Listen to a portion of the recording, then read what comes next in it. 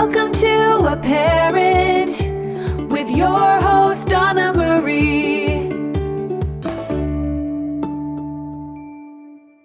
So, why is there a mountain of clothes on your floor? Didn't we agree you'd cleaned up your room? That's not a mountain. It's an artistic expression of my creative process. Your creative process? Your creative process smells like dirty gym socks. Art is subjective, Mom.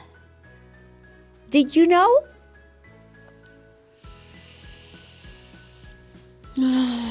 And patience is a virtue.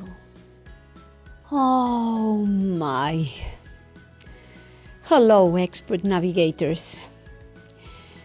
Parenting a teen can feel like navigating a maze for sure.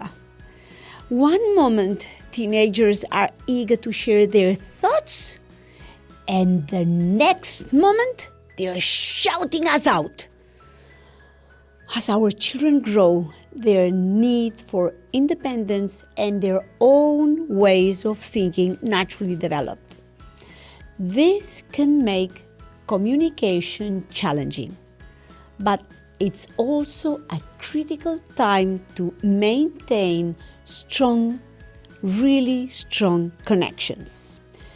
This is why it's important to look at valuable insights into how parents can communicate effectively with teens, fostering healthy relationships and promoting emotional well-being. To communicate effectively with your teen, it's important to first understand where they're coming from. Adolescence is a time of great change. Teens are developing their identities, forming new friendships, and gaining independence. Their brains are still developing, particularly in areas related to impulse, control, reasoning, and emotional regulation. Because of this, they may struggle with expressing themselves clearly or controlling their emotions in stressful situations. It's not that they don't want to communicate, it's that their ability to navigate emotions and express themselves in a mature way is still growing. Understanding this developmental stage can help you approach communication with empathy and patience. When a teen reacts defensively or shuts down, it's often a sign of the emotional or cognitive challenges they're facing, rather than an intentional desire to hurt or distance themselves from you. That's why it's great to create a safe and respectful space for conversation, because communication strategies with teens are very important. One of the most important communication strategies with teens is creating a safe, non-judgmental space for them to speak freely. Research in psychology emphasizes the value of emotional safety in communication, especially during adolescence. Teens need to feel that they can share their thoughts without fear of harsh criticism or punishment when the atmosphere is pleasant and open. Approach conversations with an open mind and avoid jumping to conclusions. It's important to avoid using a tone that may feel like an interrogation or a lecture. Instead, It's best to aim for a more casual, inviting tone that encourages dialogue. Simple phrases like, I'd love to hear what you think about this. Or, what's going on in your mind right now? Those questions can open the door for teens to share their thoughts. And of course, active listening is one of the most effective communication strategies for parents of teens. This means fully focusing on what your teen is saying, rather than preparing your response or thinking about how to solve the problem. Active listening signals to your teen that their opinions matter and that you are genuinely invested in understanding their point of view are crucial.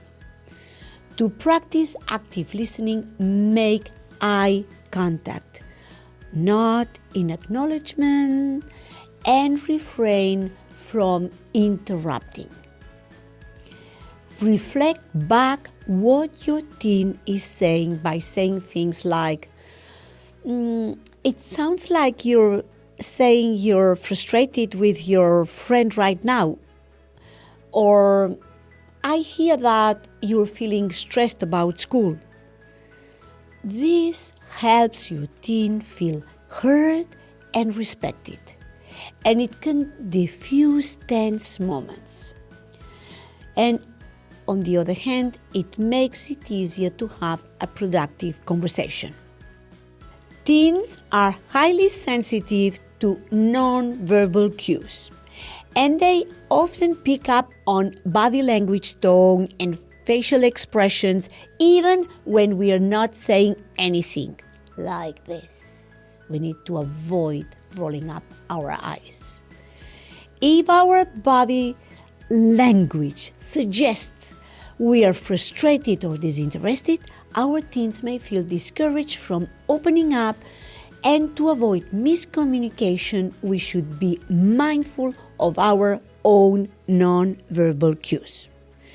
We should maintain an open body posture to avoid, and of course, avoid crossing our arms, which can seem defensive or disengaged. A calm, steady tone can reassure our teens that you are ready to listen, even if the topic is difficult. When we are both on the same emotional wavelength, it becomes easier to navigate complex, emotionally charged subjects. During adolescence, teens are seeking independence, which can sometimes lead to power struggles between parents and children. Communication tends to be more effective when it's framed as a collaboration rather than confrontation. Both start with C, but the meaning is completely different.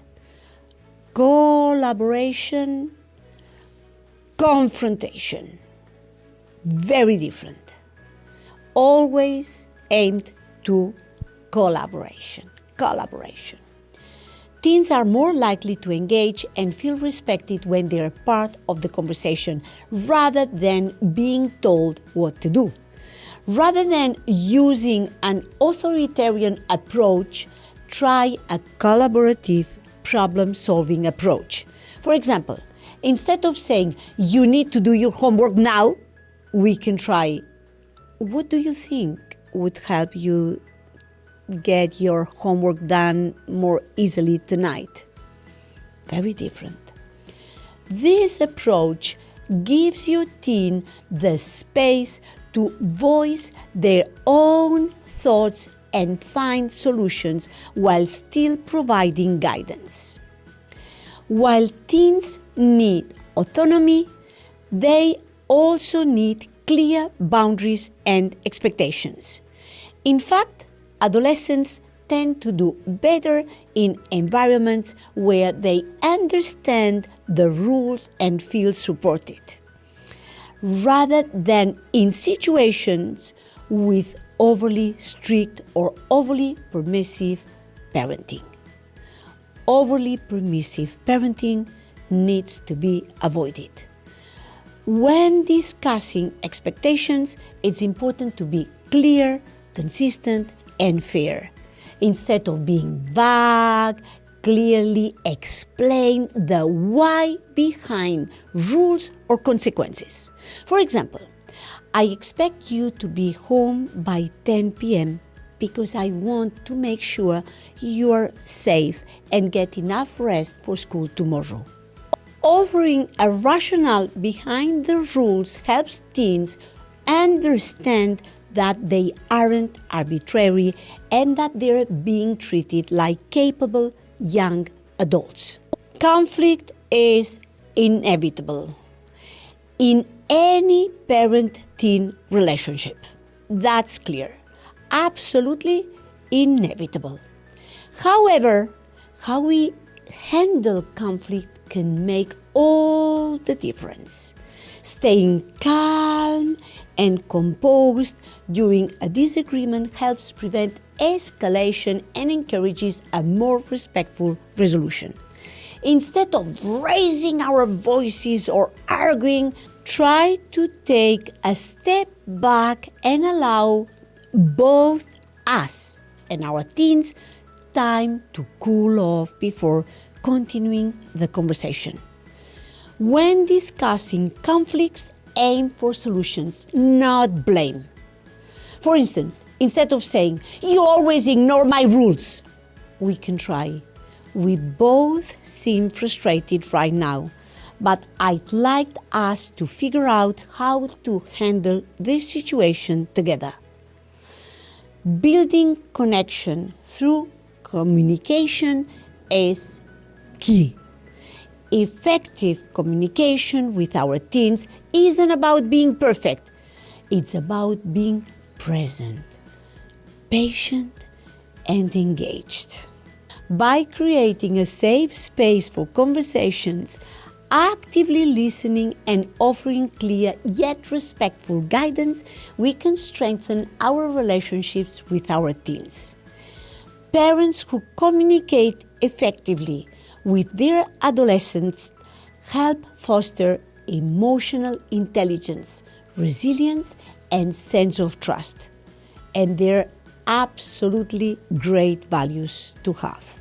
As our teens navigate the ups and downs of adolescence, our ability to connect through meaningful, empathetic communication can be the foundation of a strong, lasting relationship that will carry all of us through this challenging yet rewarding stage of life.